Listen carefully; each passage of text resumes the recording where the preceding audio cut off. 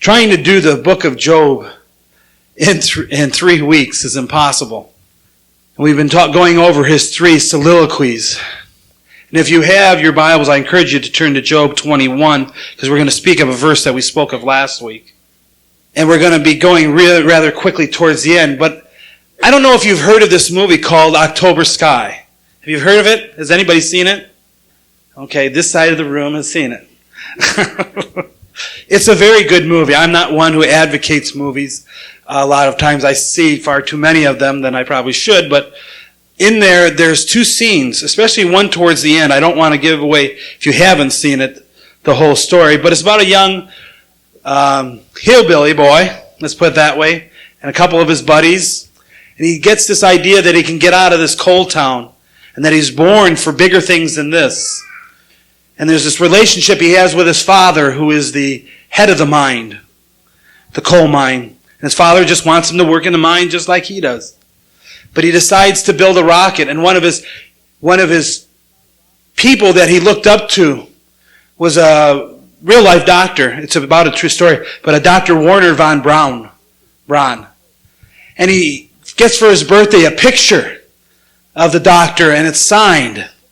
And he writes the doctor all the time about, what he's doing with rockets and how he's had some blow up and all the way through. Well, as it turns out, towards the end of the movie, he goes to the science fair and he wins, him and his buddies, this science fair. And they're awarded scholarships. But as he's going down, he's wearing his medal and he's going down through the crowd. People are shaking his hand. And this guy with a German accent shakes his hand and says, "Good luck." And as he gets a little bit further, a reporter comes up to him and says, "What did he say? What did he say?" And he goes, "What did who say?" "Dr. von Braun. What did he say to you?" He goes, "That was Dr. von Braun?" And it was like his hero, his mentor, passed by him, shook his hand, and he never knew it. But there's also a neat scene later where he meets his father and he's going to set off their last rocket. And it was a doozy rocket, by the way. He's going to set off this last rocket. And he goes to his father and he asks his father to come, because his father never saw any of the rockets take off. And as he's talking with his father all of a sudden says to him sarcastically, "I heard you met your hero, Dr. von Braun, and you didn't even recognize him." And the son starts to walk away. He turns around and he says, "Doctor wasn't my hero." He basically says, "You've been my hero." He said, "We don't always look eye to eye. Matter of fact, we fight more because we're both the same. But he's not my hero. My hero is standing in front of me." What took him to recognize who his hero was through the valley, through the difficulties of getting to where he thought he could get, but not on his own. He needed help. He needed help from Dr. von Braun. He needed help from his school teacher. He needed help from his friends. Now, I mentioned this all this morning because the book of Job, today we're going to enter into the last part of this story about Job and his friends. And I want you this morning not to miss something. The thing not to miss is that God is here. And he's looking you in the eye and he's trying to say to you, "I love you." What do you call that? The manger, the crib, says to us, this guy's really going well this morning. The manger, the crib, says to us this morning, "I love you." We had the Lord's Supper this morning, saying, "I love you." And I don't want you to pass by in the crowd where the Lord shakes and holds your heart and says, "I love you," and "good luck." And someone say to you later, "What did he say to you?" And you go, "Who?" The book of Job, we can easily, and I encourage you to read it through. From beginning to end. If you can get an hour and a half, just sit down and read it from front to back. In here we have a man who is suffering. And he tells the truth about his suffering. And his friends try to figure it out.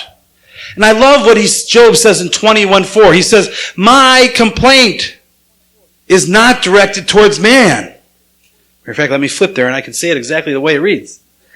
He says it in a question. "Is my complaint directed toward man?" And the word is no. The word is no. It's directed against God, to God, for himself. And he even goes on to say in verse 22, can anyone teach knowledge to God? Well, then what's the use of having a relationship with God? That's really a question, isn't it? If we can't teach, if things happen in this world and we don't know why, and that's the thing that I don't like about this word. Sometimes things just happen. When somebody called me at work on Thursday and said, did you hear about Bill Merck? I'm going, why him? He's traveled all over this world. He's played before Castro. He's played before Castro singing the songs of the Lord and the worship. He's been to Russia singing before leaders, world leaders. And I pray that he is not paralyzed. But why did it happen to him? And I just heard from Jim, his little daughter wanted to die so bad because she had this pain. She lost her eye, possibly. Glass in her eye, and she was in so much pain, and they didn't know it was in there, and they finally pulled it out. But she just wanted to die. Have you ever felt that way? Well, maybe if you're like me, have you ever felt that way at least 24 times? Well, we go again to look at what some of Job's friends say. But the neat thing is at the end of this message today, God speaks to Job, Eliphaz, Bildad, and Zophar. He speaks to them very plainly. But in chapter 22, Eliphaz says, Can a man be of benefit to God? Can a wise man benefit him? What pleasure would it give the Almighty if you were righteous? What would he gain? What would God gain if your ways were blameless? You know what Eliphaz is saying here? It's something that I hear a lot of us say. People who don't know God and even people who do know God. You know what it is? He says, that me, I'm not of much consequence in this world. Every time I get in an airplane and I take off, and it's during the light, and I look down and I see those thousands of people. Have you ever looked down and wonder what significance are you to God in this world? And I love Eliphaz because here's Eliphaz trying to minister to someone who's suffering, and he says, what consequence are you to him? I would love to be comforted that way, wouldn't you? You know who you are, what you're suffering, what you go through. It isn't of much consequence with God. This is the old thing where it says, there's this theology that basically what happened is God wound up the world or this life like a clock, and he set it down, and he's just going to come back when the clock rings. And everything that happens between when he starts and when he ends, and when the clock rings off, is not of much consequence to God. And that's not true. Does God care? Yes. I am reminded where it says that God knows the numbers of your hair. Some of us have higher numbers than others. Yeah, it's easy to count yours, Frank, right? Might be easy for me. I don't know. But what's interesting is if you take it and you pull out a hair, and I got some of them, boy, I grabbed quite a few. I shouldn't do that. I've noticed that the hair on top, they cut the sides all the time now. The hair on top, they cut about once every third cut. Did I take this from the top or from the side? We'll put it back. We'll glue it in. But I got a mess of them. Let's just get one. There we go. You know what the nice thing is about God? Oh, Frank wants it. Hey, let me have all those you just dropped there. Yes. See, that's why I like the circle. We can look at each other. But when it says that God knows the numbers of our hair, he can say, he doesn't look down and say, you have 9,984, but he goes, that's number 23. Pull out another one, he goes, that's number 180. He knows each hair intimately. Isn't that cool? But our finite minds can't grasp that.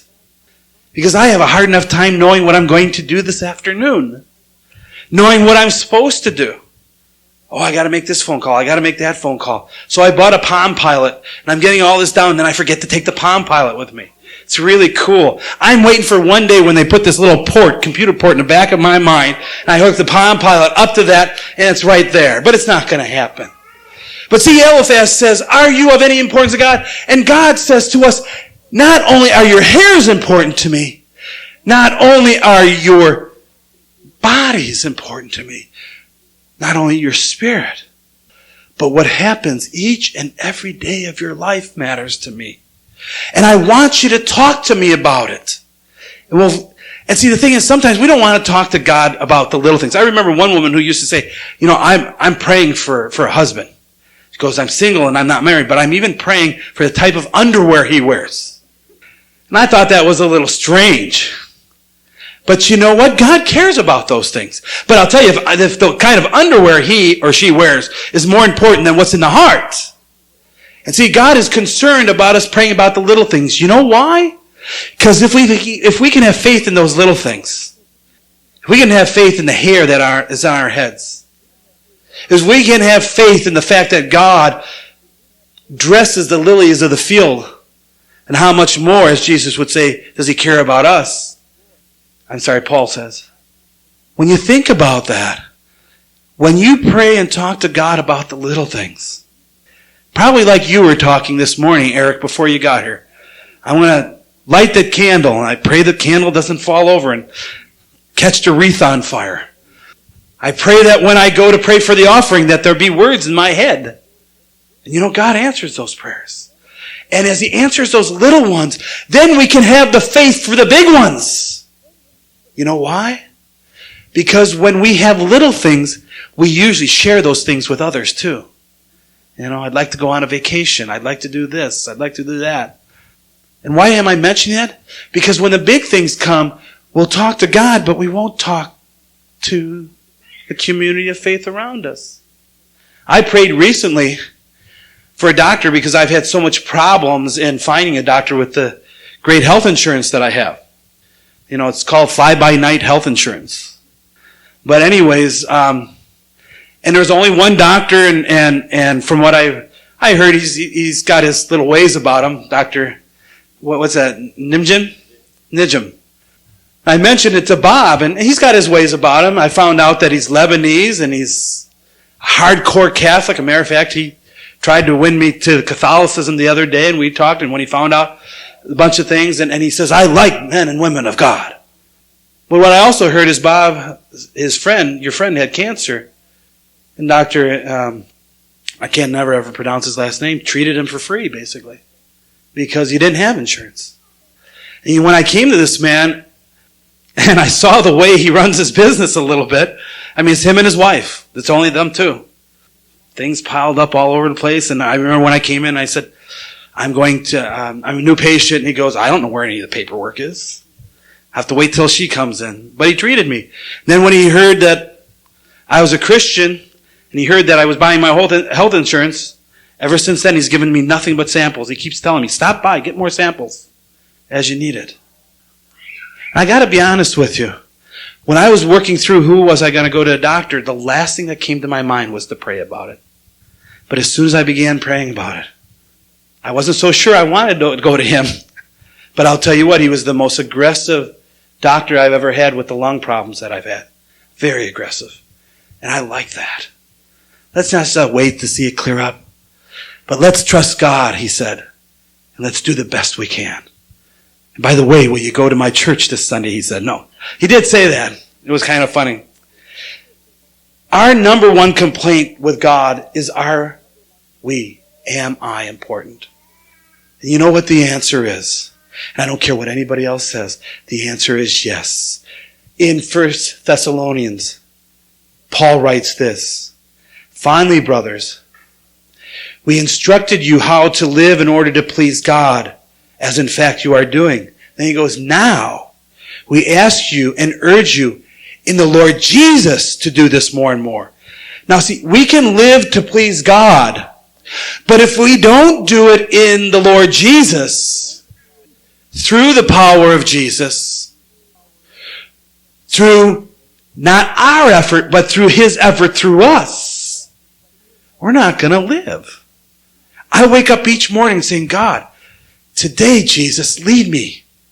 Then I usually forget the whole day. I get to work, I get home from work, I get phone calls, do a little bit of ministry.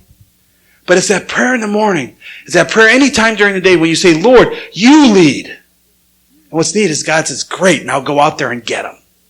God does care. God does care. Matter of fact, in chapter 23, this is what Job says. Even today, my complaint is bigger. His hand is heavy in spite of my groaning. If only I knew where to find him. If only I could go into his dwelling. I would state my case before him and fill my mouth with arguments. What's interesting is Eliphaz is not suffering, and he's saying, does God really care? And Job is suffering so badly, and he's saying, I know he's there, and I know he cares, and I want to talk to him. Don't get so excited, Richard, but it's true. C.S. Lewis used to say that it isn't pain. Pain is the megaphone of God. It speaks to us. It speaks loudly to us. Well, I want to flip way forward to Bildad. Because Bildad comes and says something to us. In chapter 25, he says, dominion and awe belong to God. Oh, I love that. He establishes order in the heights of the heaven.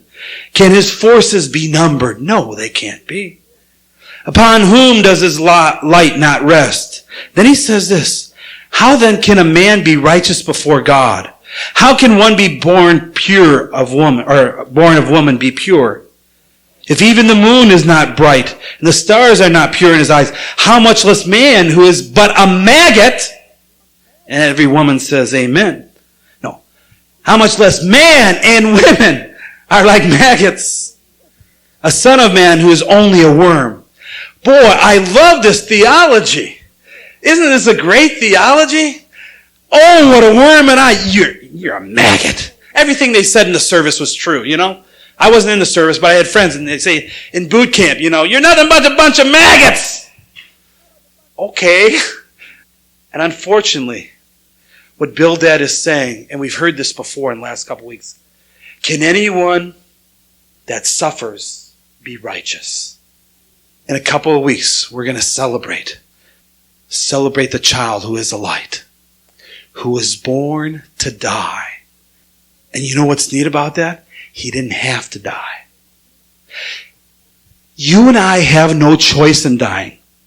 One of these days, you're going to die. You're going to die, Bob. One of these days, you're going to die. I have a counselor friend who used to say 1 out of every 1 person dies. Now, I don't say that to scare you this morning. But I want you to know something about Jesus. He was 100% God. He, if he wanted, didn't have to ever die. It could be 2,000 years later and he could be standing right here, physically.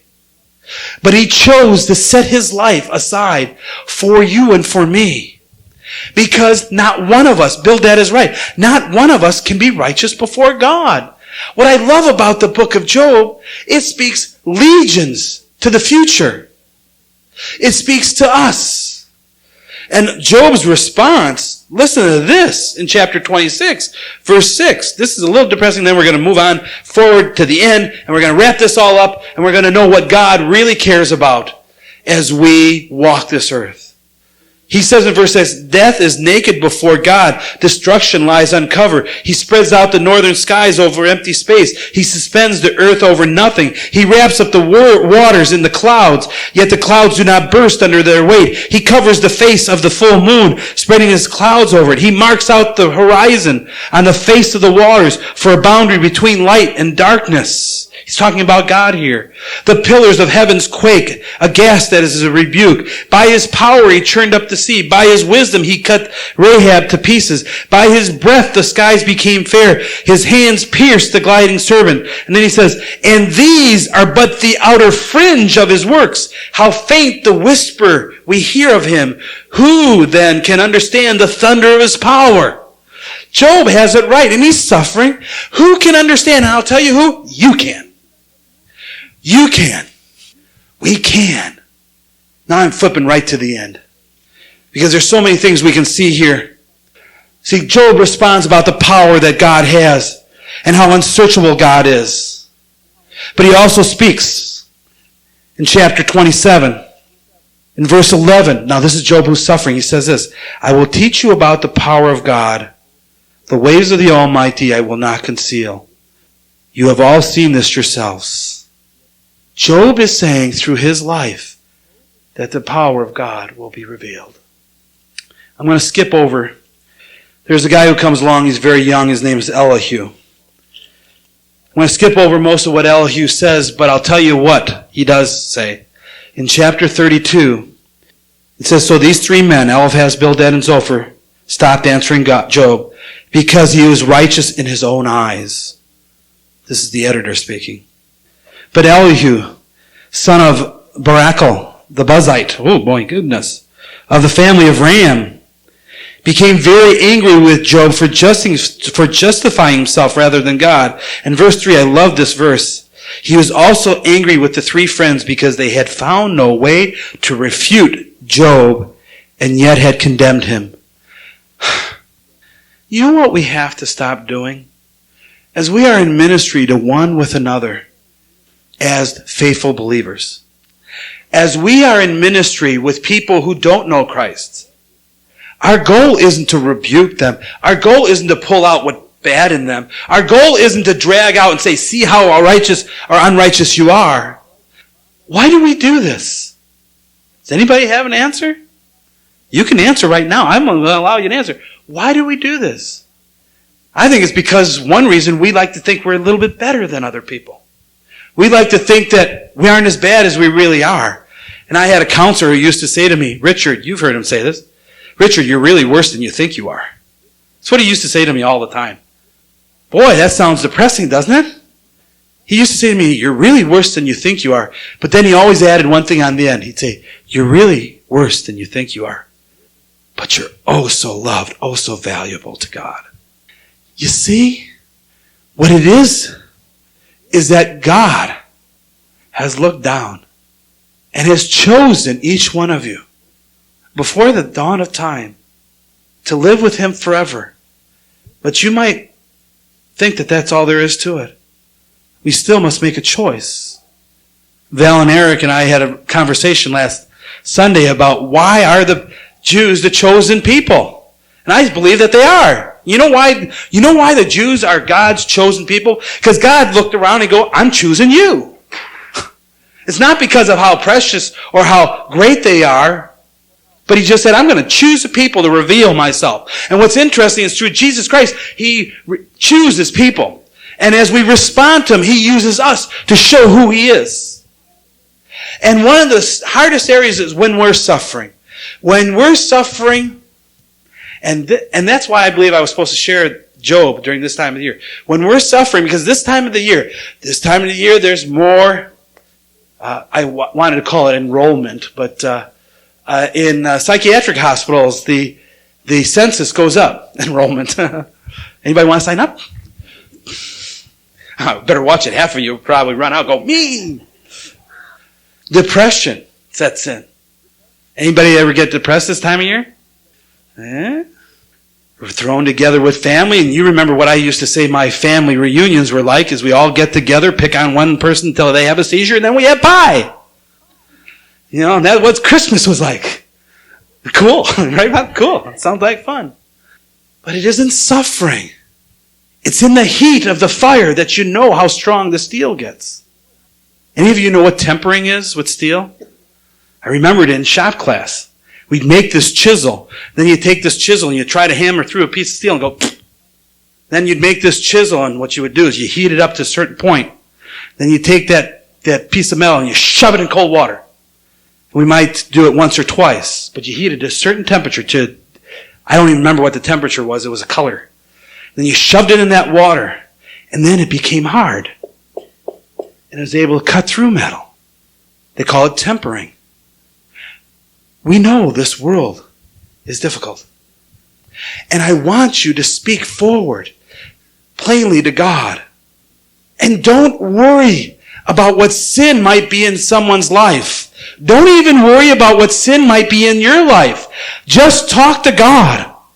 I'll tell you what somebody said to me the other day when I saw when I realized I could go to church and they weren't going to condemn me because I smoked. And I said, well, my view on that is let God save you and let Jim talk to you about it. Because I know he's got to talk to me about some things, and it's not smoking. Matter of fact, taking better care of myself is what it is. That's the hardest one I have. And is that an addiction? Yes, it is. Because how many of you here think you can do anything and everything? Come on, there's a few of you here. Yes, yes. Thank you, Bob. I'm not the only one. And I know the other one, so I'm not going to look at you. Elihu goes on for 5 chapters, giving it to Job. And in the end, in chapter 37, Elihu ends it by saying, in verse 23, the Almighty is beyond our reach. That's what he says. The Almighty is beyond our reach. Exalted in power, in his justice and great righteousness, he does not oppress. Therefore men revere him. For does he not have regard for all the wise in the heart? But I love what he says, the Almighty is beyond our reach. You know what 38 says, chapter 38? Then the Lord answered Job out of the storm. And I want to tell you something. The King James Version says, out of the whirlwind. And the NIV and most of the others will say, out of the storm. I want to ask you something because it's very important here in the Hebrew. It's not talking about a storm like clouds. It's talking about out of the storm of Job's life, he begins to answer. You know what that means? It means what C.S. Lewis said, that pain is a megaphone by which God speaks to us. That is out of the storm of life that God speaks. And I can't read to you all that God says. As a matter of fact, if you begin to look at it, this is how he answers Job. Because Job is sitting there, I want to stand. I want to talk to him. And the first thing God says is, who is this that darkens my counsel with words of knowledge? Brace yourself like a man. I will question you and you shall answer me.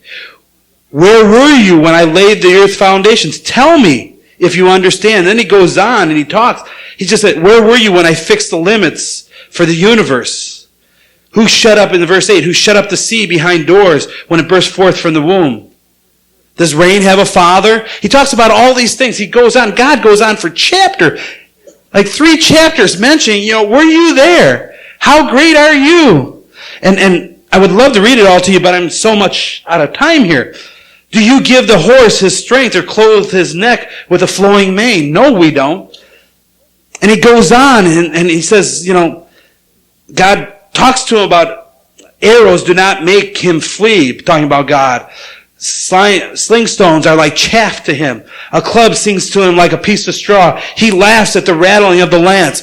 And God says this to Job. And what's interesting, Job finally has surely I spoke such things and I did not understand, things too wonderful for me to know. You said, listen now and I will speak. I will question you and you shall answer me.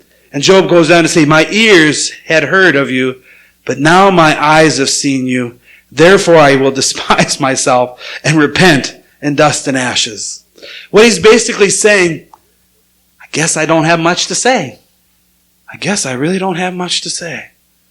But I wanted to stand before you, God. I wanted to stand before you and ask you to your face. And you know what's neat? Is he has that opportunity. And then in chapter 42, God says this. After the Lord had said these things to Job, he said to Eliphaz, I am angry with you and your 2 friends, because you have not spoken of me what is right, as my servant Job has. Then he goes on to say, you have not spoken of what is right for me in verse 8, as my servant Job has. You know what? You've heard me say this before. How big is God? There are born-again Christians who say, don't speak anything negative. Don't talk about what negative is going on in your life, because if you do that, it's going to happen. If you do that, you're not going to have faith. There's a woman I know in one church, fairly close to here, who a woman came up to her and said, will you pray for me? And the other woman says, do you have faith? And the first woman says, no. And then the second woman says, no, then I can't. Bible says it's the faith of the righteous. Job has been suffering. God spoke to him out of the whirlwind. And then he says, see my servant Job. This is the way of King James. He has spoken well of me all this time. Speak to God about what it is, especially this time of year. Next week we're going to be looking at what Mary treasured up in her heart. Because at this time of the year we talk about the child, and heaven be that Protestants talk about Mary at all.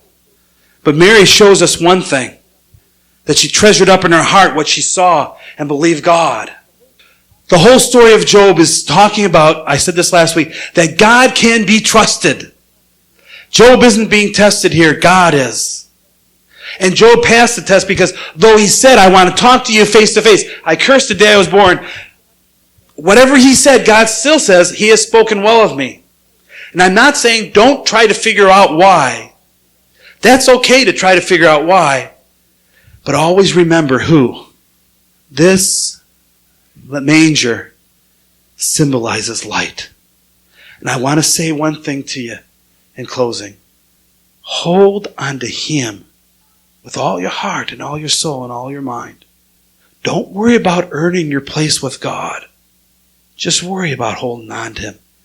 And I'll tell you what, even when you can't, talk to him about it. I have felt like times I've been holding on to God, like I've been out on a branch, holding with my fingertips, and the only way that I'm there is God standing on my hand. Because it isn't you, it's Jesus Christ who makes a difference. It isn't you, it's Jesus Christ. God is worthy to be trusted no matter what you're going through. God is worthy to be trusted no matter what has come against you. And this is the hardest one. God is worthy to be trusted even if nothing difficult is going on. Because it's at those times that we need the greatest help. Because we go, oh, look at how well I'm doing. I'd like to sing more love, more power, more of you in my life. And with that, we will be closing. But I also want to encourage you, as we sing this through, if you've been like Job lately, who wants to stand before God and say, God, why? And there's nothing wrong with why. As we sing, I encourage you to just stand to your feet. And when standing to your feet, what you're doing is you're just standing up and saying, you know, that's the way that I've felt recently. No, we're not going to point, everybody point, and you go, ah, look at them. And we'll turn into Eliphaz, you know, the reason why. I just want to pray with you. I want you to take that little step of faith and just stand and let us pray together so that we can support one another. Let's sing together.